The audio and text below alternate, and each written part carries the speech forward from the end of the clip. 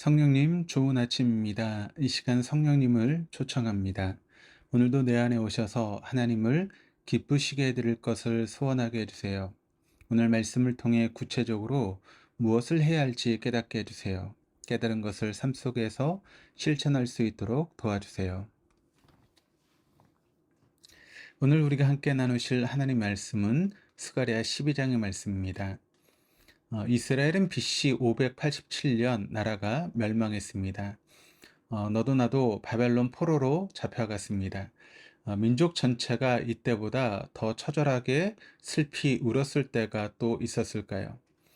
우여곡절 끝에 50년이 흐른 후에 무너진 예루살렘을 재건하기 위해서 귀향민들이 돌아옵니다.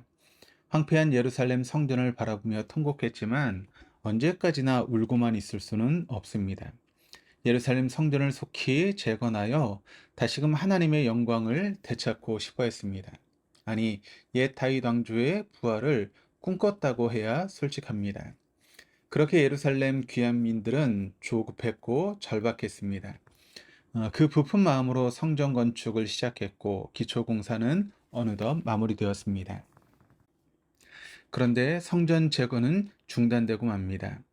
혹독한 현실이 발목을 잡고 쓰러뜨린 것입니다.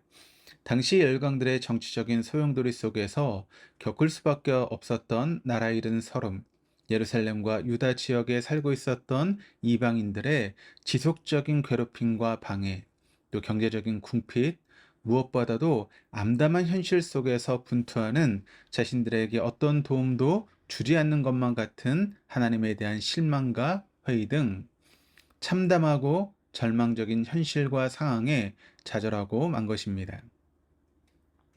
그래서 15년이 넘도록 성전 재건은 중단된 채 예루살렘 귀환민들에게 울음만 가득합니다. 막막하고 한숨 가득한 울음입니다. 갓난아이의 답답하고 막막한 울음, 울어보지만 시원스럽지 않은 난감한 울음 말입니다. 이스라엘의 현실과 상황이 딱 그랬습니다.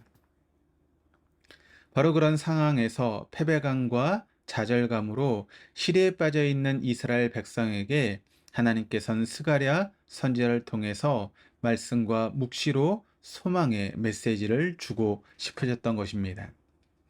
스가랴 1장 1절을 보시면 다리오 왕 제2년 8째 달에 여호와의 말씀이 이도의 손자 베레가의 아들 선지자 스가랴에게 임하니라 이르시되. 오늘 본문은 그렇게 나자빠져 울고 있는 이스라엘 백성을 향한 회복과 구원의 메시지로 가득합니다. 그런데 그 위로와 회복의 메시지 중에 뜬금없이 애통에 대한 이야기가 나옵니다. 스가랴 12장 10절 말씀을 보시면 내가 다윗의 집과 예루살렘 주민에게 은총과 강구하는 심령을 부어주리니 그들이 그 찌른 바 그를 바라보고 그를 위하여 애통하기를 독자를 위하여 애통하듯 하며 그를 위하여 통곡하기를 장자를 위하여 통곡하듯 하리로다. 독자가 죽었을 때 절규하는 그 애통, 장자가 죽었을 때 통곡하는 그 처절한 울음을 하게 된다라고 하는 것입니다. 특정인만을 위한 이야기가 아니고 다윗의 집과 예루살렘 온 주민에게 그와 같은 애통하는 심령을 부어 주겠다는 것입니다. 그러면서 온 나라가 모든 족속이 통곡과 애통하는 모습을 예언적으로 그려주고 있습니다. 이게 도대체 무슨 이야기입니까? 가뜩이나 한숨과 눈물로 충혈된 백성에게 회복과 위로와 격려도 부족할 판국에 애통에 대한 예언은 무엇입니까?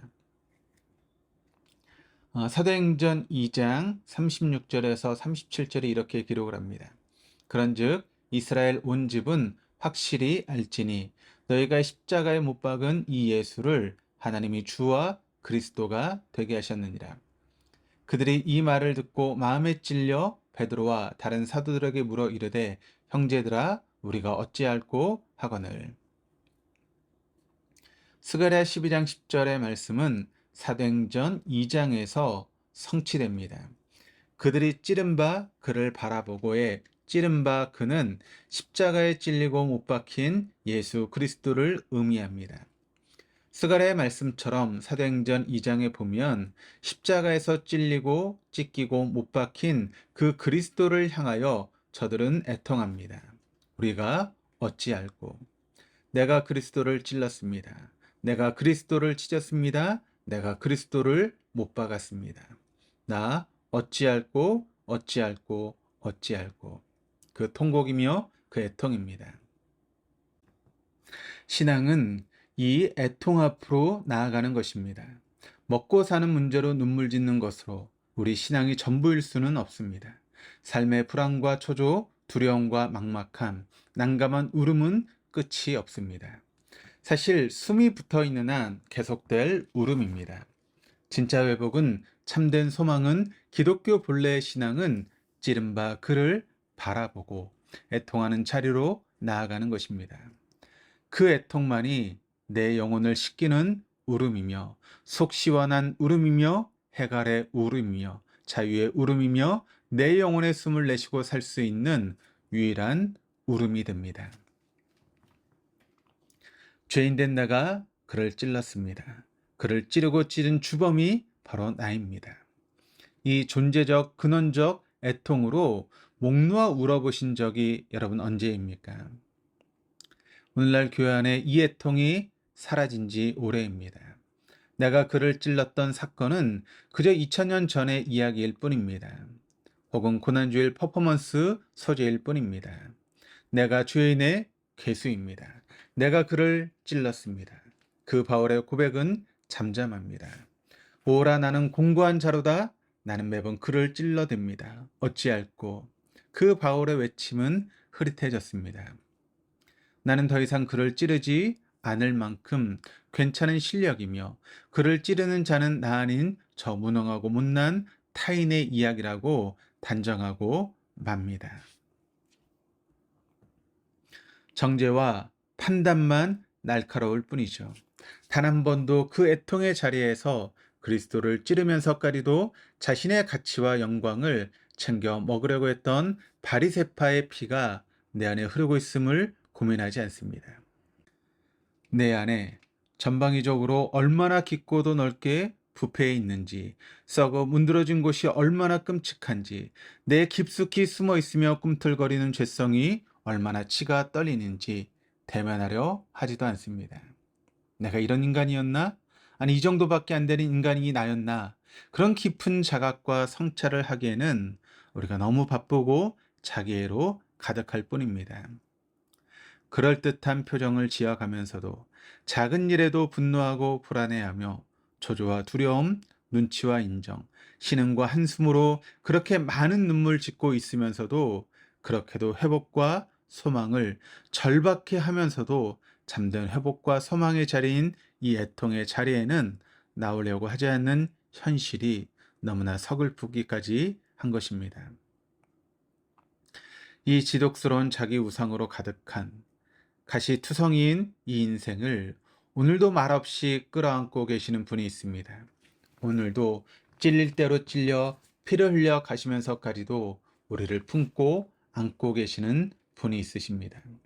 그분이 우리에게 훌륭하라고 말씀하지 않으십니다. 그저 사랑한다라고 하실 뿐입니다. 그렇게 우리보다 먼저 그 애통의 자리에서 지극한 사랑으로 애통하고 계시는 분이 있습니다. 이 사실이, 이 진리가, 이 신비가 내 삶의 실자가 된다면 얼마나 좋을까요? 기도하시겠습니다. 하나님 아버지, 100가지 죄를 감추기 위해서 한 가지 선을 행하며 나는 이렇게 선을 행하는 사람입니다. 자유하는 바가 바로 나입니다. 그렇게 자기애로 막막한 울음만 가득한 가엾은 이 인생을 부디 그 십자가 아래 애통의 자리로 끌어내 주십시오. 내가 찔렀습니다. 내가 찢었습니다. 어찌할꼬 어찌할꼬. 사랑한다. 그 고백을 뱉어내는 그 음성을 듣는 은혜를 우리에게 허락하여 주옵소서. 감사드리며 예수 그리스도 이름으로 기도드립니다. 아멘.